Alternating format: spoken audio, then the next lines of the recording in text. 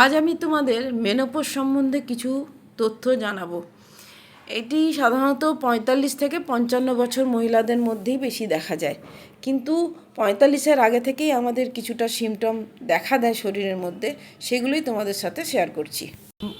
৪৫-এর বছর ২ আগে থেকেই কিছুটা ইঙ্গিত আমাদের দিতে থাকে, তো সেইগুলোই তোমাদেরকে আমি বলতে থাকবো। মন দিয়ে পুরো ভিডিওটা শুনবে এবং যাদের এই রকম সমস্যার মধ্যে এখন যাচ্ছ তারা এখানে কমেন্ট করে জানাবে। মেনোপজ একটি স্বাভাবিক শরীরবৃত্তীয় প্রক্রিয়া যা সাধারণত ৪৫ থেকে ৫৫ বছরের মধ্যেও ঘটে।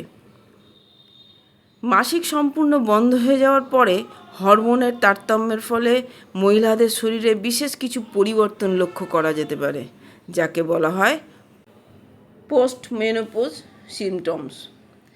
সাধারণ উপসর্গগুলি একটু তোমাদের সাথে ক্লিয়ার করে দিই। হঠাৎ করে গরম লাগা, রাত্রিবেলা অতিরিক্ত ঘাম হয়ে যাওয়া, ঘুমের সমস্যা, অস্থিরতা, মুড পরিবর্তন, যোনিপথে শুষ্কতা, যৌন মিলনে অস্বস্তি, বারবার প্রস্রাবের বেগ বা জ্বালা পোড়া, হাড় দুর্বল হওয়া, ওজন বৃদ্ধি, ত্বক ও চুলের পরিবর্তন। তবে একটা জিনিস মাথায় রাখতে হবে, এমন কোনো পরিবর্তন যদি দেখতে পাও নিজেদের শরীরের কোনো মধ্যে, তাহলে অতি অবশ্যই চিকিৎসকের পরামর্শ নেবে। সেগুলো কি কি একটু বলি।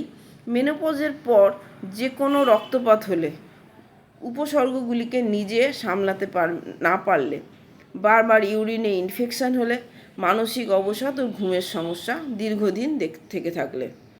তোমাদের কি জানা আছে এটা নিয়ন্ত্রণ কি করে করবে?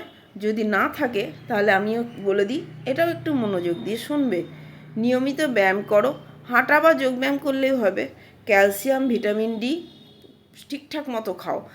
নিত্য খাবারের মধ্যে যেটা আছে সেটাও খেতে পারো, বা এক্সট্রা করে আলাদাভাবে তোমরা সাপ্লিমেন্টও নিতে পারো। পর্যাপ্ত জল পান করবে, ধূমপান, অ্যালকোহল সেবন বর্জন করবে। পরিমাণ মতো ঘুমও দরকার। প্রত্যেক দিনের ঘুম যদি ঠিকমতো 7 থেকে 8 ঘন্টা না হয়, 7 থেকে 8 ঘন্টা না হয়, তাহলে কিন্তু এই প্রবলেম আসতে পারে। মন শান্ত রাখার জন্য মেডিটেশন ও ব্রিদিং এক্সারসাইজ অবশ্যই প্রয়োজন। তবে এইটা তোমাদের মনে রাখতেই হবে, এই মেনোপজ কিন্তু কোনো রোগ নয়, এটি জীবনের একটা নতুন অধ্যায়। সঠিক যত্ন ও সচেতনতা তোমাকে সুস্থ এবং স্বাভাবিক জীবন দান দিতে পারে। এই ভিডিওটা আশা করি তোমাদের খুব ভালো লেগেছে। যদি ভালো লেগে থাকে অবশ্যই লাইক, কমেন্ট, শেয়ার করে আমার পাশে থেকো। আর আমার এই উপদেশ যদি তোমাদের কোনো উপকারে লাগে সেটা কমেন্ট বক্সে অবশ্যই লিখতে ভুলো না। তাহলে আজকের মতো এখানে আমি ভিডিওটা শেষ করছি।